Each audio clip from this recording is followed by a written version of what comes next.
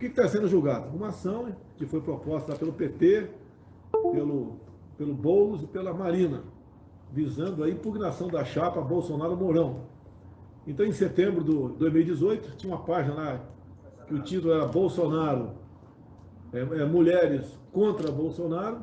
Aí hackers entraram lá e teriam transformado a página em Bolsonaro, em Mulheres com o Bolsonaro. Então, de contra passou a com. Bem, em função disso, esses três partidos entraram na justiça visando impugnar a chapa, porque ao mudar uma página na internet de contra Bolsonaro para Bolsonaro, interferiu nos 57 milhões de votos que eu tive no segundo turno. É uma brincadeira, né? Mas tudo bem, vamos lá. O TSE começou a julgar, o relator, o ministro Og, deu pelo arquivamento. Daí o ministro Fachin, tempo atrás, pediu vista ao processo e apresentou o voto dele ontem, separado, dizendo que as investigações deveriam continuar sobre quem foi que hackeou a página naquele momento. Até eu pergunto, né? Vamos supor que descobrisse fosse o João da Silva, que eu nunca vi na minha vida, não tem qualquer ligação comigo, né? E mesmo se tivesse, né? Vamos supor que resolveu ele hackear aquele negócio lá. Impugnar uma chapa, sem comentário. Bem, o julgamento prosseguiu, mas 3 ministros votaram, até que o ministro Alexandre de Moraes pediu vistas. Então, até aquele momento, estava 3-2 pela continuação das investigações para responsabilizar quem foi o hack que modificou, né, que fez essa mudança. Esse cara é um gênio, esse cara devia ser contratado a preço de dezenas de milhões de reais para interferir em eleições. Uma entrada, mudar o nome de uma página, ele alterou, arranjou 57 milhões de votos para mim e derrotou o Haddad. Bem, daí o ministro Alexandre de Moraes pediu vistas, e está 3-2, então, contra o arquivamento, e falta o Alexandre de Moraes votar, e também o último, né, se der empate, o voto lá do ministro Barroso, para ver se continua as investigações. E deixo claro, conforme diz ali nas falas dos ministros, né, que a Polícia Civil da Bahia, né, investigou a questão da busca identificar quem é o hack e não conseguiu encontrá-lo. Então agora, se proceder o que está sendo julgado, pela continuidade das investigações, a Polícia Federal vai entrar em campo para buscar saber, então, quem foi que hackeou essa página milagrosa de Mulheres contra Bolsonaro, que virou-se Mulheres com Bolsonaro e decidiu as eleições, segundo aí o PT, o Rede, né? Rede, PT e o PSOL, do Boulos, tá certo? Presidente, acho que vale o senhor dizer, qualquer um que acompanhou o fenômeno das eleições de 2018, que já vem sendo estudado tanto no Brasil quanto lá fora, sabe que uma das principais características da sua campanha foi justamente o da descentralização.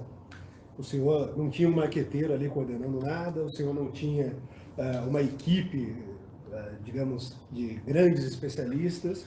O que o senhor tinha era o apoio popular. Então, esse apoio popular se mostrava ali das mais diversas formas. As pessoas se expressavam nas redes sociais, se expressavam nas ruas e iam criando ali novas formas de apoiar o senhor. Aqui, mesmo presumindo que fosse um apoiador seu que tivesse feito aí essa bobagem de entrar lá na comunidade. Evidentemente, isso não muda nada. E mesmo que mudasse, não seria responsabilidade sua, não seria responsabilidade de ninguém. Agora, se eles acham que você simplesmente atribuir, assim, 57 mil, sei lá quantas mulheres tinham naquela comunidade, o voto no senhor, será que também não deveria ter a responsabilização das pesquisas eleitorais que atribuíam a milhões de eleitores uma oposição ao senhor, que dizia que o senhor perderia para qualquer candidato no segundo turno? Primeiro dizer que não iria para o segundo turno, Primeiro dizer que não perderia para qualquer um que fosse para o segundo turno comigo, né? Realmente é uma tentativa ali por parte desse partido de querer decidir no tapetão. Logicamente que a gente fica preocupado, mas não tem cabimento prosperar uma ação nesse sentido. Não existe. Né? A gente fica até, com todo respeito ao TSE, que tem obrigação de apoiar as coisas, mas, no meu entender, deveria ser arquivado de ofício essa questão aí, nem levar para frente. Agora, os que votaram, os 3-2 que votaram pela continuidade, não quer dizer que caso descubra lá, voltou na frente, eles venham votar pela cassação da chapa. Se bem que eu vi um ministro falando, pelo menos, dizendo que se descobrisse qualquer ligação desse hack comigo, seria passível de cassação a chapa. Tudo bem, vamos em frente aí. E tem um navio que saiu hoje de Belém do Pará em direção a Fernando de Noronha. Dentro desse navio a nossa rainha Damares. Tá? Esse navio da Marinha está lotado de cestas básicas. Até a chegada aí de Marajó vai passar nas cidades de Afuá e Muaná. Tá? Esse navio com cestas básicas é doado pelo Carrefour e a Associação de Supermercados de São Paulo. Também tem um navio da Caixa Econômica, patrocinado aí pela Caixa Econômica Federal, outro pelo INSS. Estão pagando benefícios sociais por ocasião das suas paradas até a ilha de Marajó. Então, para muita gente é um feriadão aí, para a nossa Damares, ela está aí no navio, navegando, né? Obviamente, né? Obviamente navegando, para fazer ações sociais junto àqueles mais necessitados que tiveram seus problemas agravados, não só com a pandemia em si, bem como pelo efeito colateral da pandemia, que trouxe o desemprego, a diminuição de renda dos informais, a diminuição da atividade industrial, também o fechamento de comércio patrocinado pelos governadores. Tá? Então, logicamente, esse trabalho aí da Damares é louvável para todos nós. Se o senhor me permite aqui, eu acho que vale a pena a gente mencionar que a gente tem alguns reconhecimentos que vão na contramão do que tem sido dito pela imprensa. Então, a gente tem visto, por exemplo, organizações internacionais como o Banco Mundial, OCDE, reconhecendo o trabalho que vem sendo feito pelo governo federal no combate à pandemia. A gente teve dados sendo liberados recentemente que mostram que o Brasil investiu no combate à pandemia e no alívio também aos efeitos do isolamento e tudo mais, o dobro dos países emergentes, como o próprio Brasil, e um valor acima da média dos países avançados. Ou seja, mesmo os países avançados que estão ali no G7, no G20, investiram menos do que o Brasil, por determinação do senhor. Vale dizer também que foi feito um reconhecimento já da situação de calamidade pública já em janeiro, antes mesmo do Carnaval, quando era um ponto crítico ali, talvez para conter a propagação do vírus no país, além de uma série de outras medidas que ajudaram a preservar empregos e minorar os impactos que o senhor disse aí das medidas desastrosas tomadas por outras autoridades. Deixa eu aproveitar aqui o programa da Jovem Pan, Pingos nos Is, estamos acompanhando. Então eu pedi àqueles que estão no meu Facebook, está empatado, empate técnico, né? Facebook nosso 42 mil, Pingos nos Is 40. Então quando acabar a nossa participação aqui, eu peço para você que sintonize ali na Rádio Jovem Pan, Pingos nos Is, tá certo? Para você acompanhar até os comentários que vão fazer depois dessa passagem nossa aqui. Também, Foco no Brasil, o que é isso aí? Um canal do YouTube, Foco no Brasil também, Foco do Brasil, está com 10 mil. Vamos continuar aqui então. As questões da OMS, Organização Mundial da Saúde. É uma organização que o tempo todo está na direita e está na esquerda. Está oscilando, bastante contraditória, já assumiu posições aí favorável ao isolamento e contrário ao isolamento, favorável à máscara, contrário à máscara. A penúltima foi contrário às experiências com a cloroquina, e depois favorável às experiências com a hidroxicloroquina. E a penúltima, que nunca vai ser a última, é a questão da transmissão por parte de assintomáticos. Primeiro disse que os assintomáticos, a chance de transmitir para outra pessoa é quase zero. E depois não deixou de desmentir, mas falou que existe a transmissão, quem sabe 0,01 dos assintomáticos. Então ela falou isso aí para confundir. E não foi claro, Não foi claro em dizer até que ponto aquelas pesquisas chegaram. As observações chegaram. Simplesmente era quase impossível a transmissão e depois disse que é possível a transmissão. Esse possível pode ser cada 1 milhão um transmitir, pode. Mas a OMS, no meu entender, perdeu a credibilidade. O presidente Donald Trump saiu da OMS.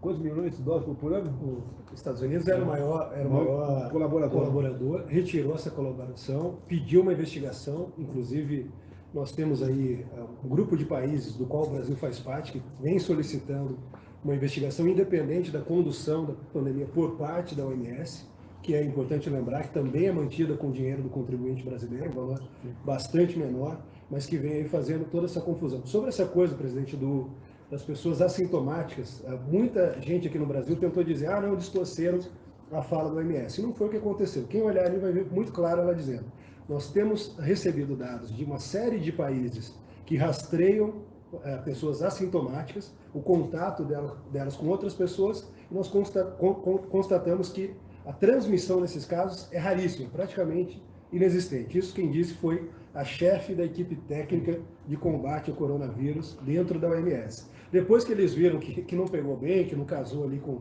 a abordagem política que eles tinham dado, eles vieram falar, mas não tem como saber quem é assintomático e quem é pré-sintomático. Mas esses estudos citados por ela fazia justamente essa diferenciação e mostrava, olha, uma pessoa assintomática, depois de tantos dias, está tranquila, ela pode ter contato, e a carga viral é muito baixa e não vai ter nenhum risco aí de transmissão. O que acontece, a gente vê casos, é que, por exemplo, o homem está infectado, ele é assintomático, a esposa e os filhos não pegam o vírus. Apesar de dormir na mesma cama, um casal, ver televisão, almoçar junto. Eu fui lá em casa, peguei e pegou. Tem aqui, da minha frente, aqui tem um cabra da peste, aqui, o Mozart, primeiro tenente do Exército, esse, parabéns, recém-promovido presidente do Exército, o Mozart, é do quadro de QAO, veio de sargento. Ele foi infectado, né? Descobriu... Não teve sintoma. Quase que descobriu no final, já estava curado. Já estava curado, né? Já estava imunizado, ficou preocupado porque ele teve um problema coronário há pouco tempo, e na casa dele ninguém pegou. Então era um caso típico de assintomático que a esposa e os filhos não pegaram dele, por ser assintomático. Lógico, se outra pessoa não fosse assintomático, tivesse contraído o vírus e, por exemplo, feito algum contato, né, com a família dele, teria pego. Então, um caso claro aqui do lado do... Tu é de onde do Ceará, moça? Granja. Granja do Ceará? Isso. Tá certo, valeu. Um abraço, Ceará aí. Vamos continuar aqui? Explicações sobre dados do ministro Pazuello. Então, começou na Globo, né? TV Globo sempre potencializa qualquer coisa contra a gente. É um espaço de televisão que não tem nada para falar de bom de nós, do Brasil, tudo é contra, mas os dados começaram a ser apresentados mais tarde, mas dentro do dia. Não serviu para fazer o Jornal Nacional, né? A TV funeral aí não teve espaço aqueles 2, 3 dias, e o mundo caiu em cima do Pazuello. Tá certo? E o Pazuello, logo depois, explicou, não só naquela reunião de ministros que houve a última nossa terça-feira, bem como no mesmo dia ele foi inquirido por deputados lá na Câmara dos Deputados e que saiu muito bem explicando aí o porquê mudou, não a metodologia, mas mudou algumas coisas para que os números fossem mais claros. Você tem que dizer quantos morreram naquele dia, tá? E aquela carga de óbitos que vieram de dias anteriores, tá? Ele tem que ser diluído nos dias anteriores. Você publica ali do lado, hoje chegaram também a informação de mais X pessoas que perderam suas vidas, infelizmente, em virtude aí do vírus. Tá? Então, está bem claro, os dados são em tempo real, vai chegando, vai botando ali, até que complete a última unidade da federação. Está fechado ali o quadro. Quem quiser ir anunciando, enquanto vão chegando os dados, vai anunciando. Nada demais, uma onda, exemplo, nós queríamos esconder números, daí começou a nos comparar com Venezuela, valeu TV, comparar com a Venezuela, com a Coreia do Norte, com outros países aí, comunistas, e dizendo que a gente queria esconder. Ninguém quer esconder número, não tem problema nenhum, a gente lamenta as mortes, e se tiver faleceram 10, a gente bota 10, faleceram 1.000, a gente bota 1.000 lá.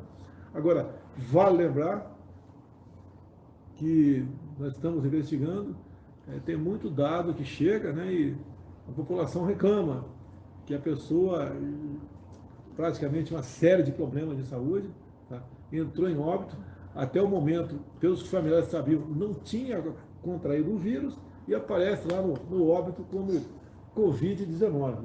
Isso não é uma pessoa ou um caso, são dezenas de casos por dia que chegam nesse sentido. Não sei o que acontece, né? O que é que querem ganhar com isso? Tá? Tem o ganho político dos caras, só pode ser isso, aproveitando aí as pessoas que falecem para ter um ganho político e para culpar o governo federal. Olha, não tem como impedir essa doença, o óbito. Né? O que acontece na verdade? Tá? Quem contrai o vírus, se tem comorbidade, se tem uma idade avançada, são pessoas mais fracas, né? A possibilidade de entrar em óbito é grande. Agora, o que o governo federal pode fazer para conter? Tudo nós fizemos, porque desde o começo se falava que o tal do achatamento da curva, o isolamento tinha que acontecer, para que caso as pessoas procurassem os hospitais, lá tinha que ter as UTIs e também os respiradores. As informações que nós temos, pode ser que esteja equivocado, mas na totalidade, ou em grande parte, né, ninguém perdeu a vida por falta de respirador ou leite de UTI. Tá? Pode ser que tenha acontecido um caso ou outro, mas inclusive as informações que chegam para nós, seria bom você fazer na ponta da linha, tem um hospital de campanha perto de você, tem um hospital público, né? Arranja uma maneira de entrar e filmar. Muita gente está fazendo isso, mas mais gente tem que fazer para mostrar se os leitos estão ocupados ou não, tá? Se os gastos são compatíveis ou não. Tá? Isso nos ajuda. Tudo que chega para mim nas mídias sociais, a gente faz um filtro e o encaminho para a Polícia Federal ou para a BIM, certo? E lá eles veem o que fazem com esses dados. Então, até eu não posso prevaricar, o que chega ao meu conhecimento, eu passo para frente para que seja, pela inteligência deles, analisado e aberto um processo investigatório ou não, que nós queremos é transparência, é verdade. Agora, seria bom que, você pode ver, chega o atestado de óbito, você vê lá, cardiopatia, insuficiência respiratória, mais não sei o quê, e Covid. Entra como apenas Covid. Tá? Então, tem pessoas que morrem com Covid e outras de Covid. Eu sei que é difícil aí você separar isso aí, que nós não queremos são números que não condizem com a verdade, tem que condizer com a verdade. E é só isso, coisa errada aí? Não, presidente, sobre essa narrativa que eles tentaram forçar de que havia tentativa de esconder dados, primeiro que isso sequer é possível, porque tudo que o governo federal faz é a totalização dos dados, ou seja, nós recebemos, se tem fontes alternativas dos dados, evidentemente não se compara a Coreia do Norte, qualquer bobagem dessa. O que houve ali foi um erro técnico momentâneo, que já foi corrigido, os dados estão disponibilizados, e que nasceu justamente desse processo de correção de dados problemáticos. O ministro Pazuello explicou isso muito bem, eu acredito, nas últimas coletivas dele, mas basicamente vem dessa questão. Eles faziam uma confusão ali entre mortes efetivamente ocorridas nas últimas 24 horas com mortes totalizadas. Então, se buscou ali diferenciar uma coisa da outra, revisar também os dados errados, como o senhor falou, e mostrar para a população que muitos desses dados precisam ser desmistificados. E como as pessoas gostam tanto de citar a OMS, a própria OMS tem dito aí que os dados precisam ser mais qualificados, mais detalhados, a gente precisa entender quais têm comorbidades, quais não têm, quais comorbidades são essas, e isso não vinha sendo feito. Então, a partir da determinação do senhor, tenho certeza que a gente vai ter dados muito mais precisos agora e que vão dar aí aos profissionais de saúde uma capacidade de compreensão ainda maior. Tem alguma coisa até errada, você levando a população de forma ponderada ali. Estado, por exemplo, São Paulo, que fez praticamente lockdown, fechou tudo, até a minha Eldorado Paulista, né? Não tem mais que 3 mil habitantes, fechou quase tudo, né? E o número de óbitos lá por 1 milhão de habitantes é muitíssimo maior que Minas Gerais, por exemplo, que fechou bem menos. Né? Então, se a lógica é fechar menos óbitos, essa lógica não está funcionando. Ou os números foram inflados, por um lado, né? Ou não são muito precisos de outro. Alguma coisa está acontecendo, isso tem que ser explicado isso aí. Né? E a questão aonde entra a participação do governo federal para diminuir o número de óbitos. O pessoal, nas redes sociais, em especial, critico, né? A gente vai no perfil dele e metade está lá, Haddad 13, Lula livre, tá essas coisas todas. Então, logicamente, a gente já sabe que essa pessoa vai falar sempre besteira ali. Até porque, a princípio, tem uma cultura um pouco menor, né? Para acreditar no PT tem que ter uma cultura bem menor que a massa aí. Mas, né, esses números têm que ser o mais próximo da realidade possível, se não real, para você fazer um cálculo. A região lá de Campinas, Jundiaí, por exemplo, você tem que saber o que está acontecendo, algo anormal que está acontecendo lá, os números estão sendo inflados ou não, são precisos, são subnotificados, tem que saber o que está acontecendo, da forma como vinha sendo feito. Não vou falar pelo Nelson Teck, porque ele ficou pouco tempo no Ministério, ficou um mês, mas levando-se em conta o ministro anterior, esses números aí Esses números eram fictícios. Eram fictícios. E ele estava todo dia vendendo peixe, né? Fica em casa, não saia, a curva tem que amansar. Ciência, foco na OMS. Olha a OMS aqui, olha a vexame da OMS aí. Tá? Gosto do Mandetta como pessoa, tá certo? Mas ali deu uma escorregadinha na questão da pandemia, deu uma inflada aí. Ele foi empolgado pela Globo, né?